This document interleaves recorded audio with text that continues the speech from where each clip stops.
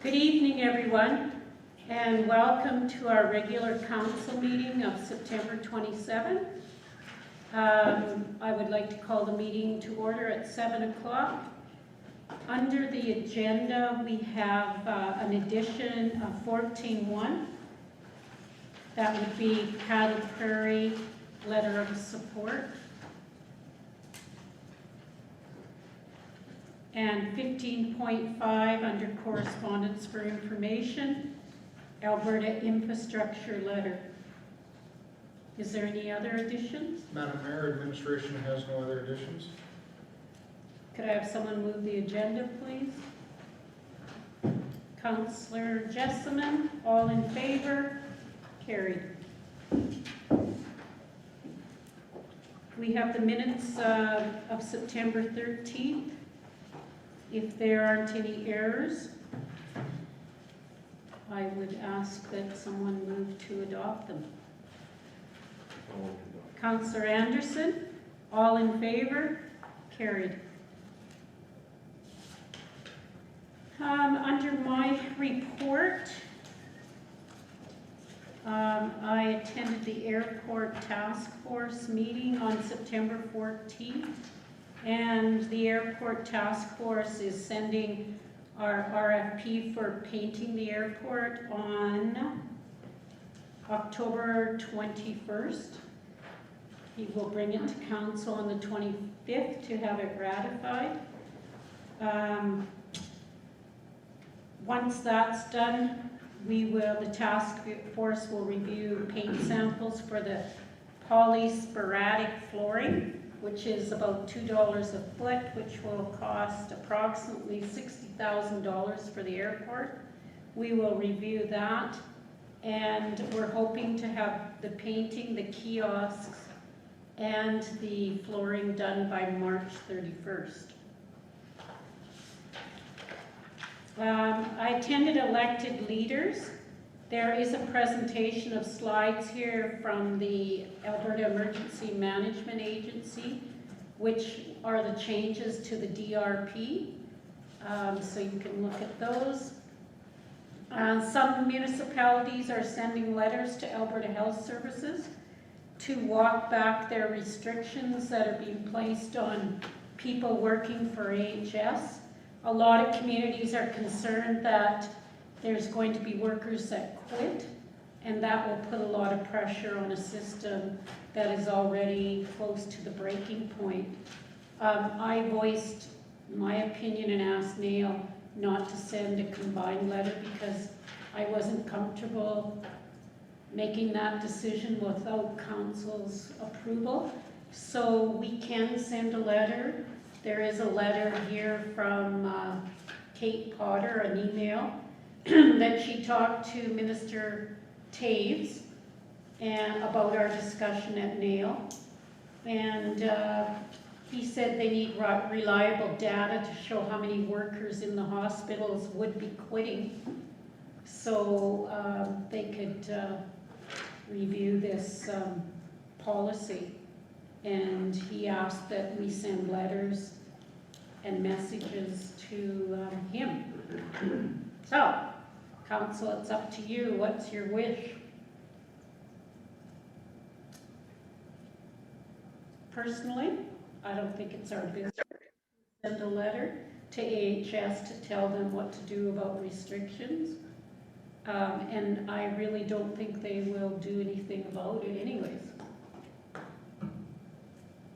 Anybody else have any? You were at the meeting, what do you think? No, I think AHS has made their decision, and it's probably a little late for them to make any changes now anyway, but again, I don't think this is a municipal area. Yeah, that's what I figured too. Okay, so if nobody has anything else. Ready, the most informative thing we had at Ready was the Canada's Northern Corridor, that task force which Lisa Wardley is part of. So it was quite interesting to see where they're proposing corridors for the northern region and who's doing it and who's not. So There's a lot of information that they cannot share, but it is proceeding forward. On September 23rd, I attended the Mackenzie Frontier Tourism. It was this discussion centered around Paddle Prairie becoming a municipal partner. And it was decided that there were numerous members of large positions open and that one would be or two would be offered to Paddle Prairie. MFTA sponsored lanyards for the crew, cast, and investors of guitar lessons. And they put tables at Get to Know You Night here in High Level and in the Creek. And that's my report. Any questions? Could someone move to accept then? I'll move your report. Councillor Morgan, all in favor? Carried. So, council reports, Deputy Mayor. September 17th, I also attended the Northern Alberta Elected Leaders meeting. The mayor provided the slides and suggested anyone or everyone get a chance to look through that. It looks like there's been some changes, especially when it comes to someone personally making a claim. And then on September 22nd, I also attended the Ready meeting. Did I miss anything? No, so under the province's program, if you have an uninsured or underinsured individual who suffers a loss, they can make a claim for up to $500,000. But it's for the basics, the necessaries of life, as opposed to what you may have had in your building, your residence. And this is a one-time event. So if you were to get suffer a loss due to a wildfire one year and then suffer a subsequent loss later due to a flood or another wildfire, that you don't qualify both times. It's just once.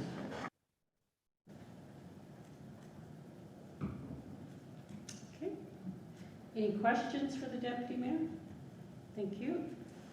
Councillor Anderson? I attended a High Level Transportation Society meeting at noon today. They have set their AGM for November, last Wednesday, Tuesday of November. It will be in the paper. They're still looking for drivers. Other than that, things are going reasonably well. Okay, thank you. Councillor Morgan? I have nothing to report, Madam Mayor. How are things going at the landfill? Things are going swimmingly at the landfill. I'm trying to coordinate a meeting with the commission before, obviously, the next election, but we tend to like to meet on Saturdays, but Saturdays are fairly busy this last while. Okay, thank you. Councillor Welke? I attended an FASD Society meeting on September 23rd, and that's all I have to report this time. Okay. Councillor Jessamine? On September the 14th, I attended the airport task force group. I have nothing to add from what the mayor's added.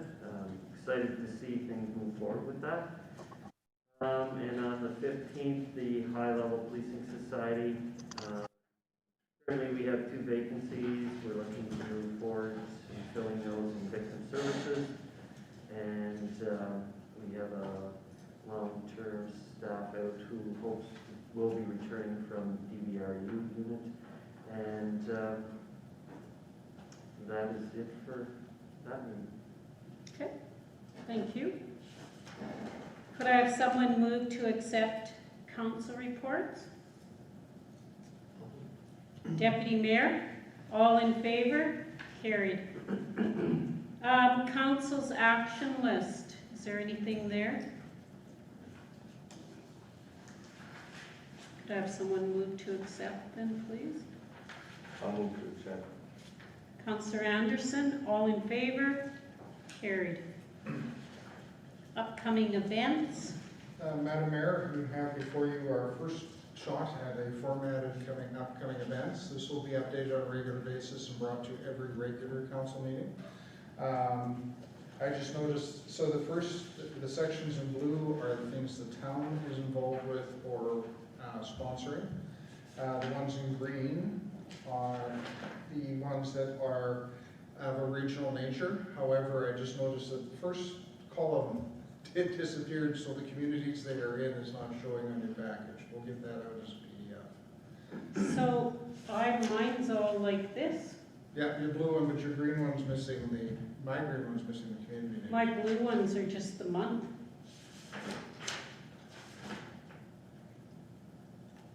What are your guys's? My blue ones say that, well, it's got the projected date there. Yeah, no. Oh, okay, because my blue ones print out all the events and the dates.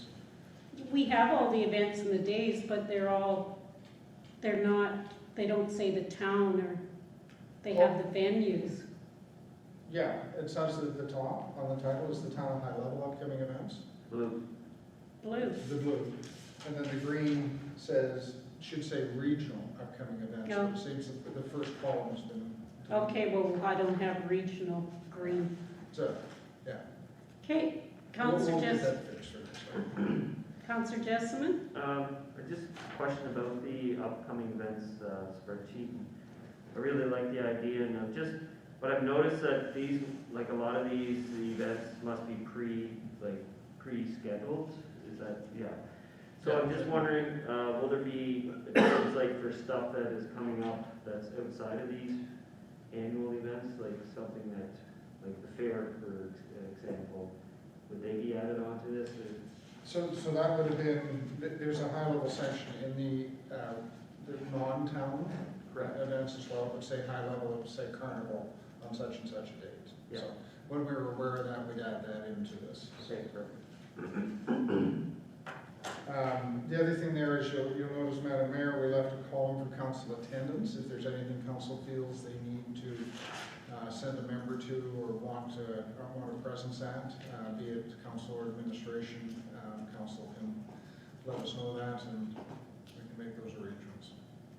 So for example, Remembrance Day comes up on the 11th. That's generally administration's involved in that, and the mayor usually gives some words. So. Okay. And next time we'll spell Remembrance right as well. I was going to say that. So this is very much appreciated. I like this and like to, it's a good way to keep us informed of what's going on. And it would be kind of nice if we could post this somewhere on our webpage or somewhere where the community could see it. And perhaps if somebody wants to have a paint night and they look and they say, oh, the rodeo's on, maybe that's not a good idea. So that we don't have like all these events colliding at once. Yeah, and that has happened. We'll take a look and see how that falls in with the community calendar, which I believe is posted for the public as well, or is that just printed in the paper?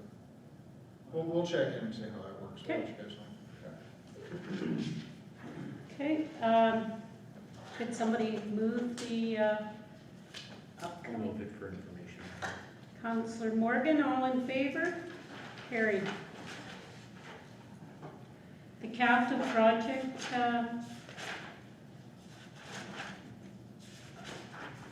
I guess you guys didn't really want me to see this, eh? Like it's like in 2 font. There are no significant changes to that report that I remember. Like I couldn't even see it with my magnifying glass. I can't keep up with people that keep changing. If you go under iPad, you can expand. Yes. So Director Straub's not here tonight, but is the Legion really at the point where we can simply apply for a demolition permit? I'll ask Director Straub when he returns, and we can get, I'll get a report done up on Because it says that the inspection was completed and will be applying under OHS for acceptance to demolish, so. Yeah, I'll see where that project's at. Okay. And we still plan to recover certain mementos to reuse in other structures, or as much as we Yeah, can? the building can be entered under certain circumstances, so we can do a check for stuff that's, But we had talked about some beams in there being used maybe for a commemorative sign, or, when they did the inspections, there may be portions of the beams, but the beams are fairly degraded in some cases. They've started to come apart and water damage and mold damage. But if there's, when we bring the building down, it's possible we might be able to salvage pieces of them. Okay, well, I can ask them to look at that. thank you. I must have missed that meeting. We had talked about that almost at the very beginning. Yeah, I remember that conversation. Oh, yeah, sure, you guys stick up. Thank you, Councillor Justin. Anyways, is there anything else to discuss on that? Okay, could I have someone accept that project status report? Thank you, Councillor Anderson. All in favor? Carried. The financial report. Director Phillips will answer any questions council may have. Does council have any questions?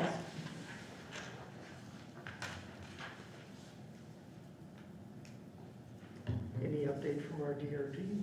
No update. I sent an email to our caseworker and I still haven't heard any update on our two projects that we're waiting, that she confirmed was at final payment, but that's all. As soon as I do, I will add it into either my administrative report or the finance report. No other questions? I'll Lori? move it for information. Deputy Mayor moves for information. All in favor? Carried. Easy. So the next one is RMA. Madam Mayor, we've been made aware that the Rural Municipalities Association will hold their fall convention on November 23rd to 26th, and we're just asking if council would like to put anyone forward for attendance at that. You have a fair chunk of change left in your travel and convention budget this year. Yes. Is there a realistic possibility that this will actually be in person as opposed to? The mayor and I discussed that today, and I think what it's going to do is probably depend on the number of members that are vaccinated, and how they can swing the attendance under the current rules. But we've had nothing from either organization that they're considering canceling the events, or putting, they will have a virtual component, but I believe they're still going to try to have them in person at this time.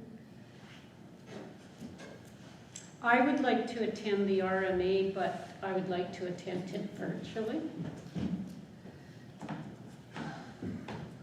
There's a couple, like it's nice that they put their agenda out, and there's a couple things on their agenda that I'd like to.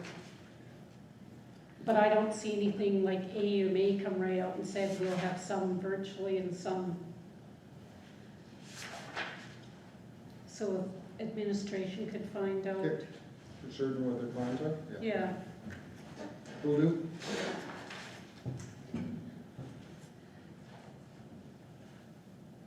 So do you want us to just accept this for information?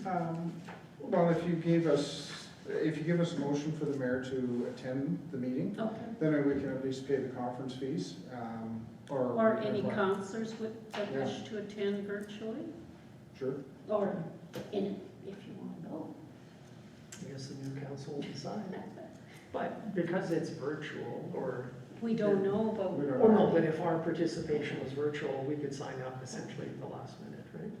Yeah, I'm not sure, you still have to pay a registration. Yeah, but I don't think there's an early bird for online. yeah, there's generally an early bird, and then I do not see a deadline for registrations. I will move that the mayor and all available members, or all interested members of council attend however they feel most comfortable.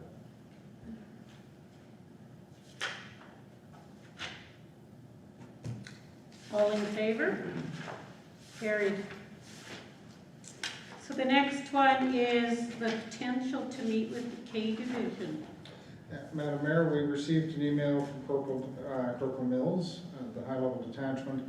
K Division had reached out to the local detachment to see if the town council wished to meet with the commanding officer, K Division, and his senior staff at the RMA conference. My response to Corporal Mills was that we had plans of attending AUMA, but had not at that time decided on the RMA conference. And also asked if there was a possibility of a virtual meeting if those didn't work out. So I did tell him I'd get back to him with the topics. And administration has suggested 2 topics, and then we can work out when that meeting will take place. Is there anything else? If those 2 topics are okay with council, we're also asking if there's any others that you'd like to discuss. So what is our purpose of asking them if they've reached their goal on option 2? Oh, sorry, we haven't had a report from the local detachment on how they felt the option 2, the enhanced policing option 2 is gone. I think Corporal Holmes touched on it a little bit, that they felt some of it was a success. The feedback we've gotten generally has been, if not positive, at least neutral. Like there was a definite change noticed in the parks and in the downtown core.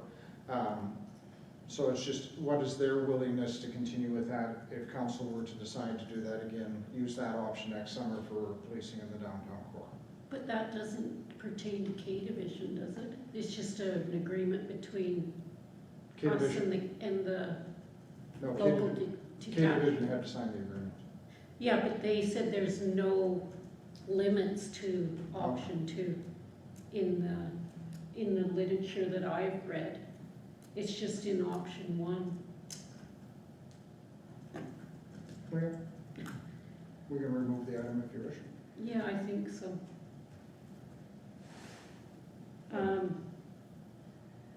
I would be interested on further information that they have for service levels. There hasn't been a lot of information released on the municipal funding model and where that funding is being allocated. The indication we were left with the Minister of Justice when we met with him is that will be allocated into existing policing services, but we haven't heard any details. Council, do you have any burning questions about policing? No. No, just the service levels, and I would still be interested in talking to them about the enhanced stuff, but I guess we're also waiting to hear back from the sheriff, so we know. Yes, I haven't had any correspondence with them at all. What in terms of enhanced stuff? Well, just what they were doing. Like where we're paying them to come out and do the weekend patrols, or, you know, when do we need that? At other times of the year? So, but that wouldn't that between us and the detachment here? The MOU is signed with K Division, but what's going on is between us and them, not, I don't think they're allowed to do anything without K Division signing off. no, I know that, but K Division wouldn't know how they're making out, would they? I would hope there's some level of communication there. Okay. I just don't want to waste their time, because, I mean, last year they said, if you don't have any question, if you're coming to ask this, don't even bother coming, certain things, so. It would Well, be- we can put it forward if they decide that they don't want to discuss it. Right? Okay, well, you guys come up with the questions then. Well, there's 2 of them right here. Yes, And do we still have any concerns with their communication sharing? Does that impact on emergency services at all, or just if we were to go back to bylaw? Seeing as that's his first day back, I'll put him on the, And Mayor, will not have an impact on us because the only people they will share with is our CPO agency. They still won't after all this changes, they still will not share with fire or bylaw, anything like that. We have other common event talk groups for large incidents that we're supposed to be able to meet on, but that often doesn't happen. But they will not share their regular communications with anybody except the peace officer agencies if that gets finalized, if it ever gets finalized. So perhaps we ask where that is, the peace officer program and the AFRAC radios, and whether that pilot project was successful and if they're going to launch it with the rest of Alberta. We can tell them they destroyed our peace officer program. Okay, so the pilot and the expansion, possible expansion of the communications with the community peace officer programs. Because that pilot project should be over by now. It should, It was supposed to be over a long time ago, so I don't know where that's at. Okay. So do you want, I guess it doesn't matter, venue, virtual? Whatever, I think whatever works best for K Division, and as long as you guys can get together with them. If we end up virtual, or if these are 3 things that they think they can do in a quick letter or a quick phone call, we can invite them in virtually, even to a council meeting. So do you want a resolution? Or Yeah, if you don't mind, Madam Mayor, then that Okay. locks those down. Okay, so does somebody want to move that we set up a meeting with K Division regarding our goals? I can make that motion. Okay, Councillor Welke, all in favor? Carried.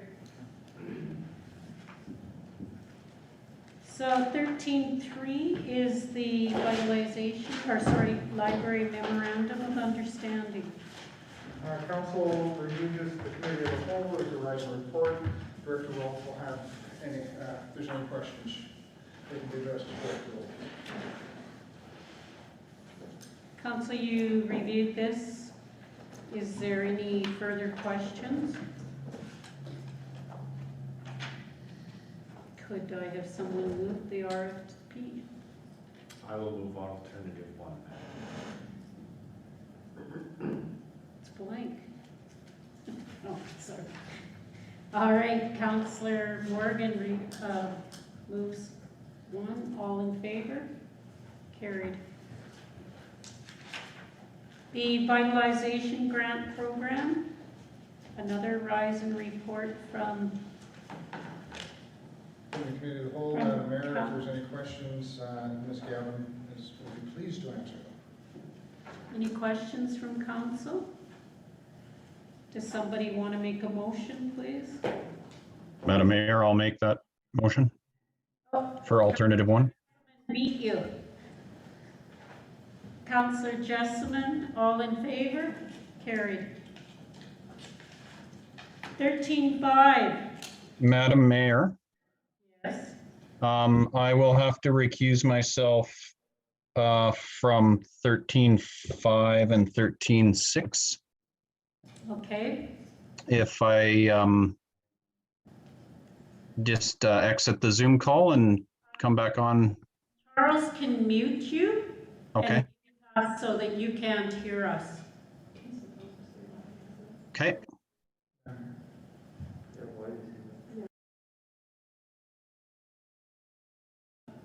Jan, can you put us back on, Charles? Yes, Madam Mayor? Go ahead. Jan, could you please state your reason? It's a pecuniary conflict of interest should the motions be passed. I can go into detail if you like, Madam Mayor. No, you just have to tell us it's pecuniary. Yep, it's a pecuniary conflict of interest. Thank you. Is he muted?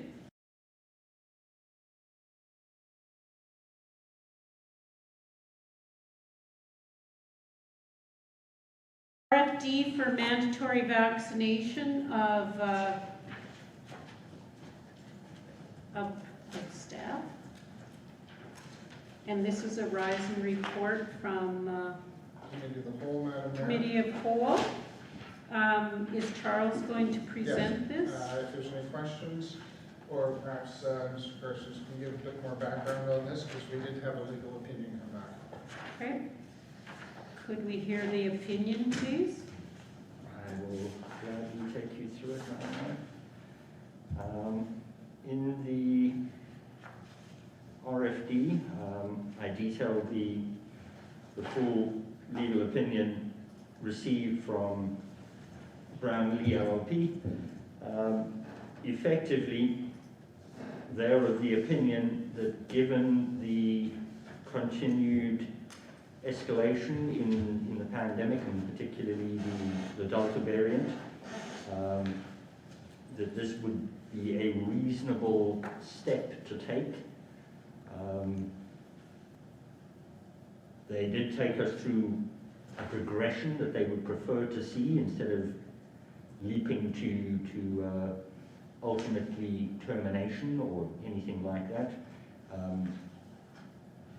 They would expect us to put in place reasonable timeframes to allow staff to comply. Also for us to work with staff who are hesitant and provide them with as much information from credible sources to help them make their decisions. They would also expect us to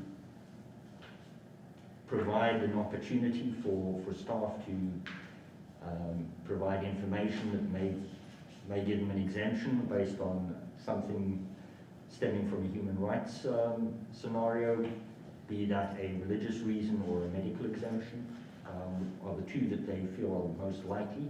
However, anything covered by Alberta human rights would have to be considered. They also had a look at what their expectation would be for non-compliance or any kind of legal challenge that we have to this. This is totally untested at this point in time in Alberta. However, they are of the opinion that reasonable application with steps that are logically and reasonably applied would survive any kind of legal challenge.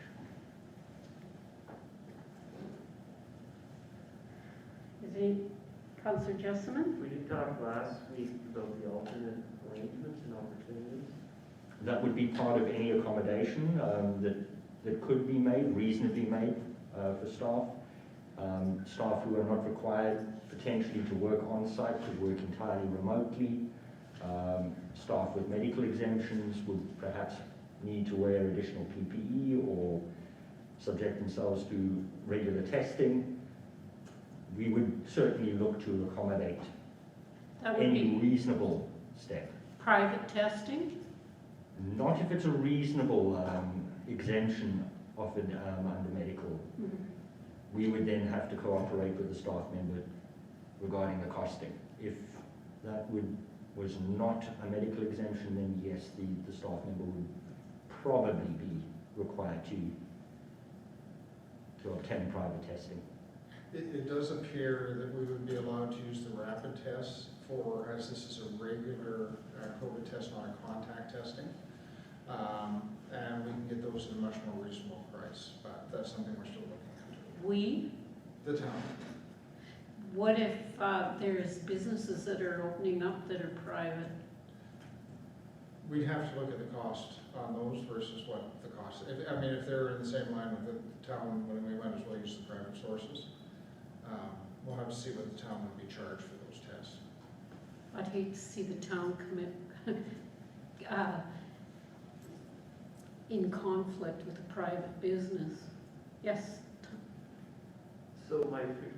So alternate arrangements, that'll be offered to any staff member? Any staff member with reasonable grounds for requesting the accommodation. Who determines those reasonable terms? That would be up to the CAO.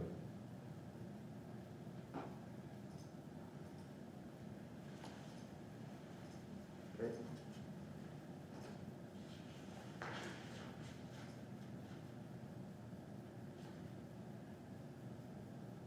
So CA, what's reasonable? A lot of that is going to depend on the individual and their circumstance. I guess reasonable begins with, is the exemption itself, or the request for the exemption reasonable? If it is, then what type of alternate arrangements are reasonable based on that individual's job duties? Yes. And that's my concern. If we have different levels of staff, like I mean, there's essential staff. I don't want to make this sound bad, but different levels, like a higher management versus a ground level entry staff member, they're not going to be given the same evaluation, or They may not be given the same accommodation based on yeah. what they would be required to perform at work, but ultimately it would have to be fair. Alternate employment may also be a consideration.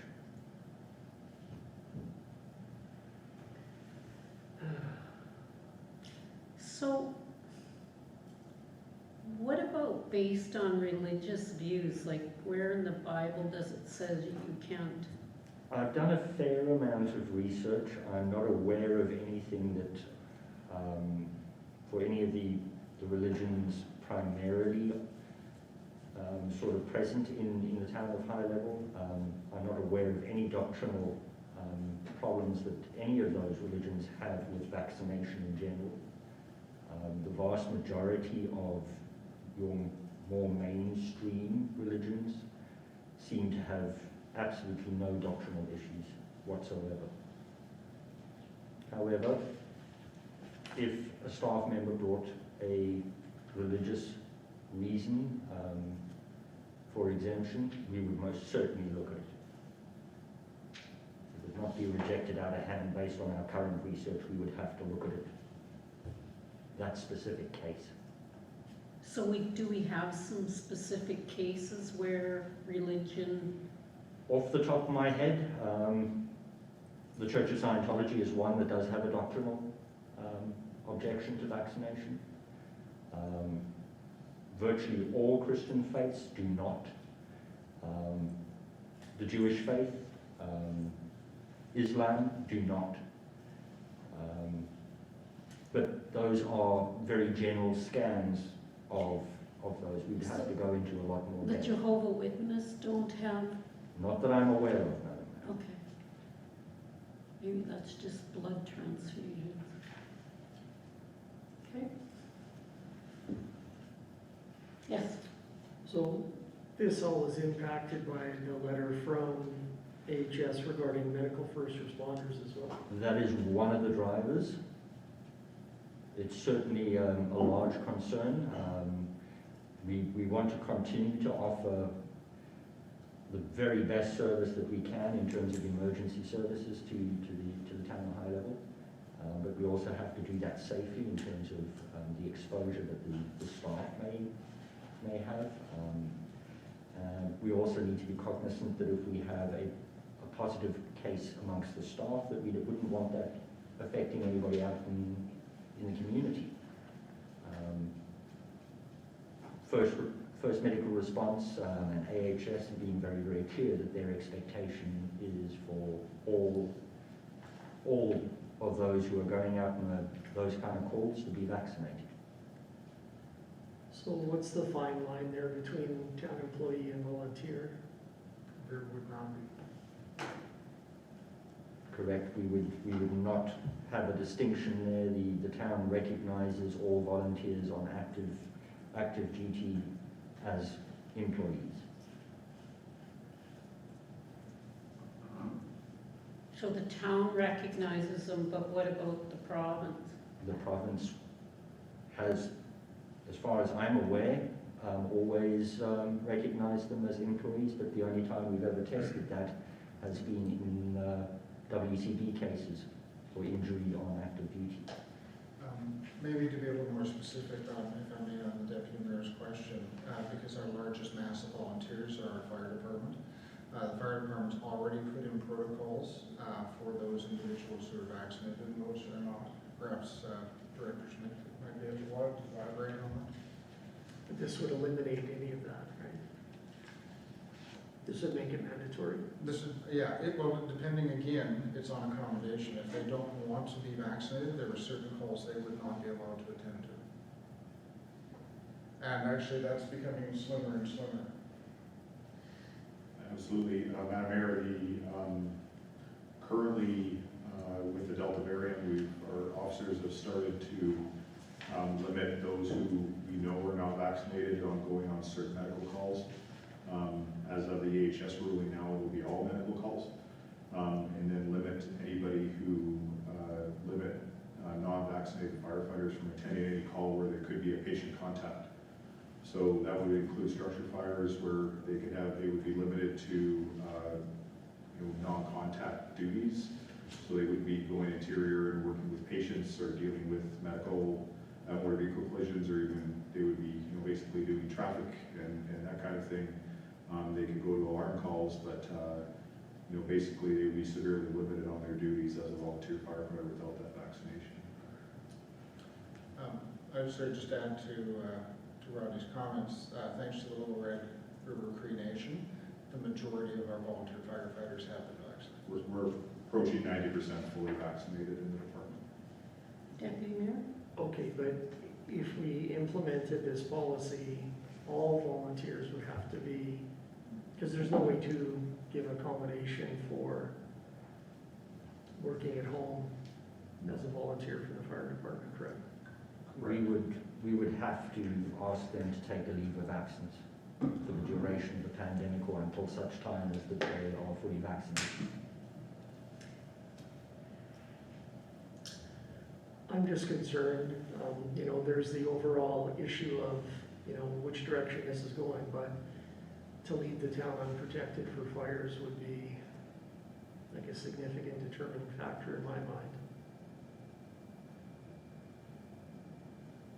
But if 90%, but within the department, we can't ask, and it shouldn't really matter who the 10% are, but if they were key personnel and required for the functioning of certain equipment, just a consideration. The issue, Madam Mayor, is that regardless of what their function is, it is very difficult for them to avoid human contact in an emergency situation. So they're risking the transmission to a patient who could be in critical condition of a virus that could change the outcome of their care.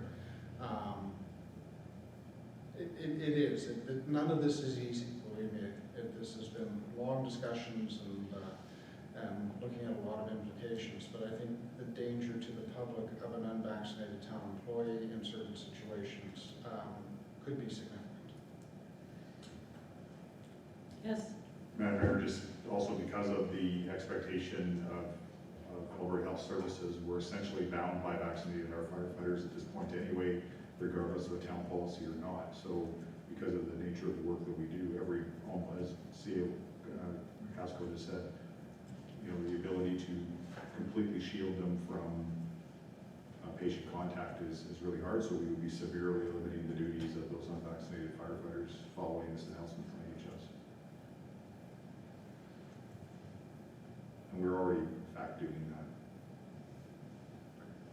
that. I understand the Deputy Mayor's concern. We certainly don't want people quitting because of a vaccination policy, but I mean, if 90% are vaccinated and 10% are, there's still that ability to transfer. I get what he's saying, but I don't know. What? Well, my concerns too are other departments. Or key personnel within those. We were talking about emergency service right now, but I just don't know how we're going to be able to treat it fairly all across the whole, all the different departments. That's all my concern is. Well, and I agree with you, Councillor Jessamine, it's got to be fair for everybody. We can't just randomly, choose accommodations. No, I pointed this part out just because the letter was here regarding the medical first responders, but I agree with Councillor Jessamine, like, the water treatment plant is an essential function of the town. And if we suddenly had 0 staff there, that's an issue with the province for sure. Madam Mayor, it will be equitable. It will not be equal, I can assure you of that. It will not be what? Equal. Some staff are, I mean, to be blunt, administration and finance staff, we have a lot of staff that if they decide not to vaccinate, could work from home. We can make that accommodation. That accommodation is not going to be available for other departments. So, is it going to be equal? Absolutely not. Will it be equitable? Yes. It'll be definitely taking into account their situation and what we can best do to mitigate the circumstances. I don't want to lose any staff either. Staff are our most precious resource, and they're very hard to come by, and they take a long time to train. So this is not going to be arbitrary in any fashion. Yes. My concern is I understand what CA Clark is talking about, but when we get pushed into this and we get painted into a corner, our hands can be forced, and inadvertently we are potentially negatively impacting how we do our services, and we kind of handcuffed ourselves. That's what my fear is, that if we get challenged legally or that, that's just a concern. I feel comfortable in that the people that will be making these decisions will make wise decisions, but when it comes to being challenged or brought forward in the legal system, it may create difficulties for us.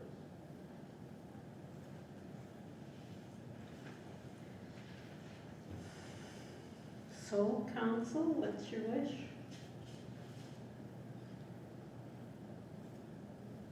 I know it's very difficult, and I know that we could be backed into a corner.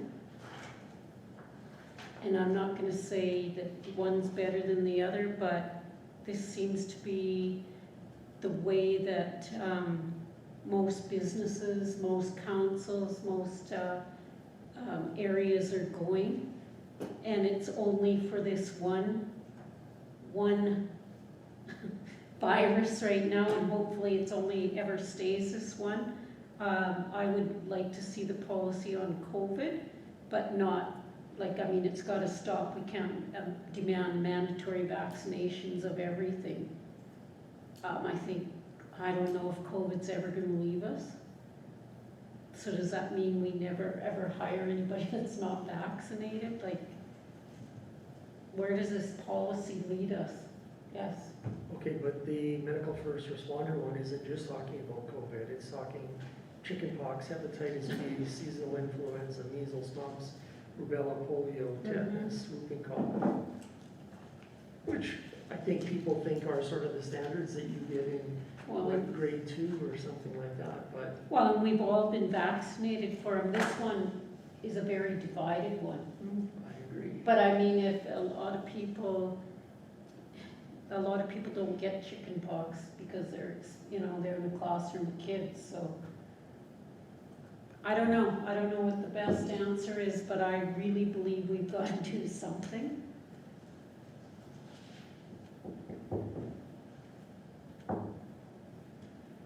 There is an election, we could leave this for the incoming president. No, that's not fair to anybody. We're elected to make tough decisions.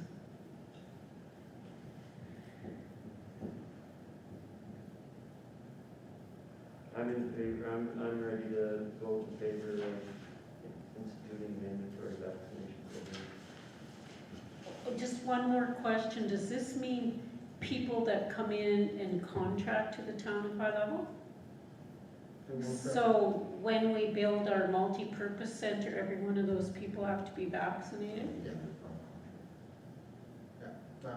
It would be the responsibility of the prime to ensure that, but yes.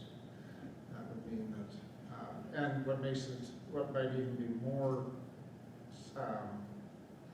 more of a point there is they'll be working right next to a school as well.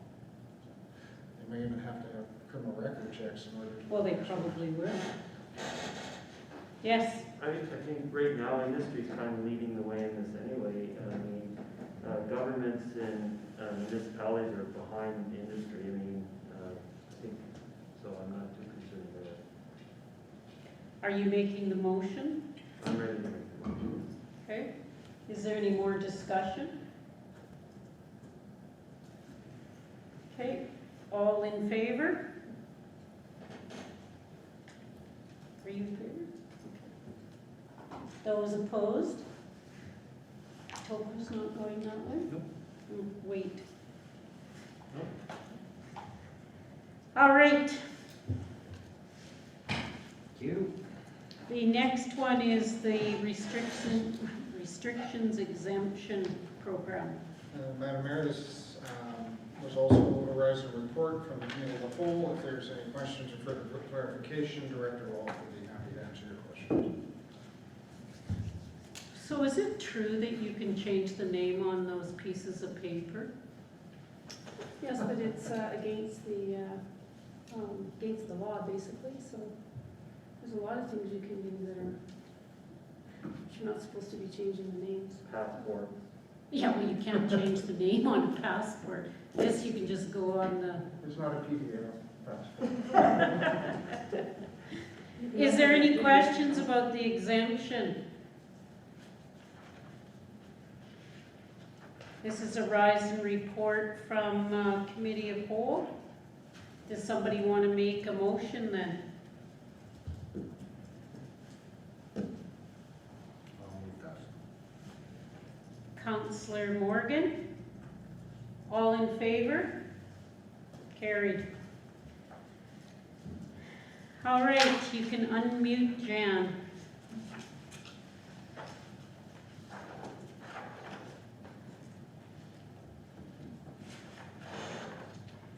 So under correspondence for action, we have a request to provide a letter of support for, where is it?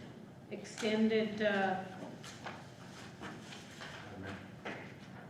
got it. A letter of support for Paddle Prairie for an extension. According to the correspondence we're presented, the Paddle Prairie Native Settlement is looking for a 2-year funding extension for Indigenous Services Canada to a strategic partnership initiative.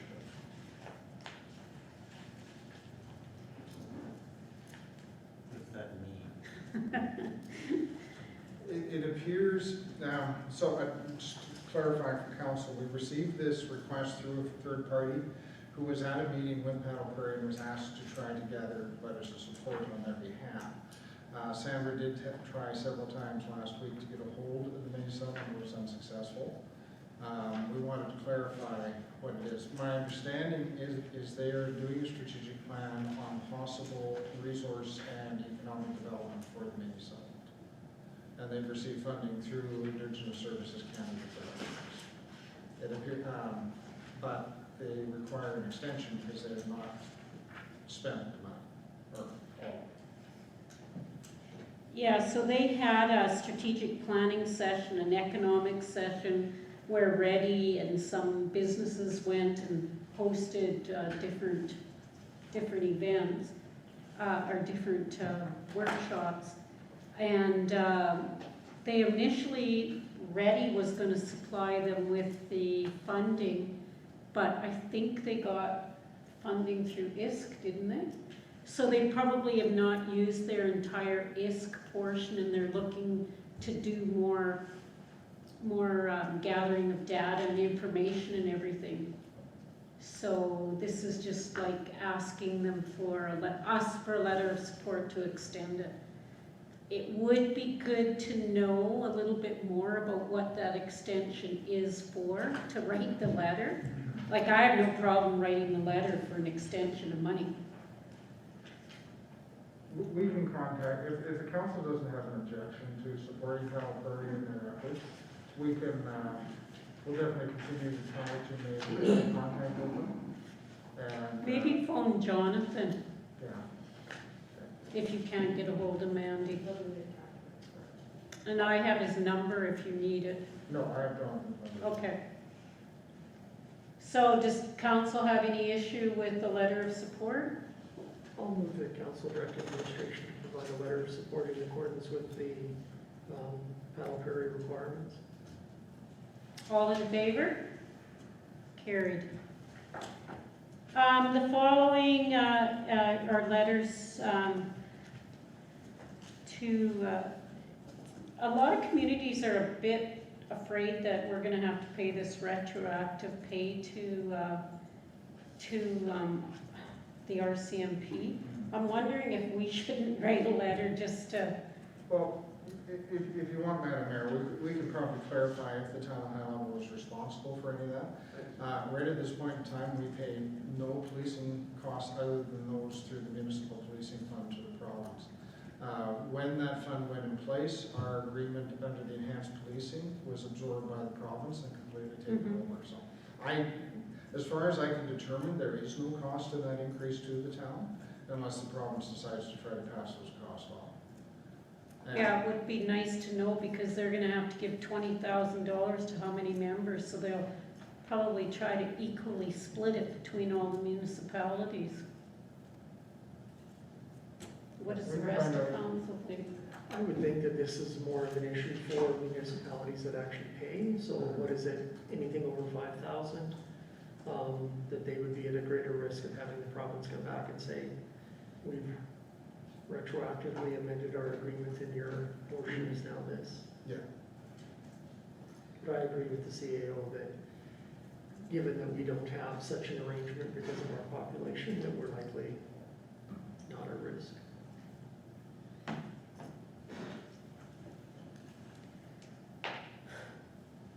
I thought part of our money, that's why we're not paying, is because they're using our funding, part of our funding from our enhanced position. No, they've taken over, so the reason we're not paying as much money is we're paying the municipal funding requisition as outlined based on our equalized assessment, and they absorbed, or they took over full costs on the enhanced policing, so that was our actual savings. So I believe it was 85 and 107. Eventually it's going to be more than what that enhanced policing, but not until year 5. So that's why we've saved the money is they absorbed that 168 or 162 or whatever it was, and we're just paying the lesser of the amounts in the meantime. Okay, then we don't need to send a letter.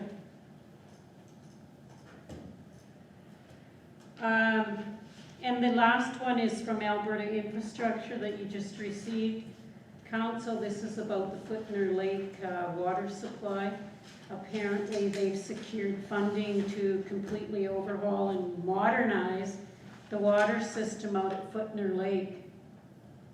And the work here is supposed to be in 2022. So good news for you out at the airport there, Councillor Jessamine. All right, could we move all of correspondence for information? So moved. Councillor Jessamine, all in favor? Carried. I'd like to thank everybody for attending this evening, and council will now move into a closed session.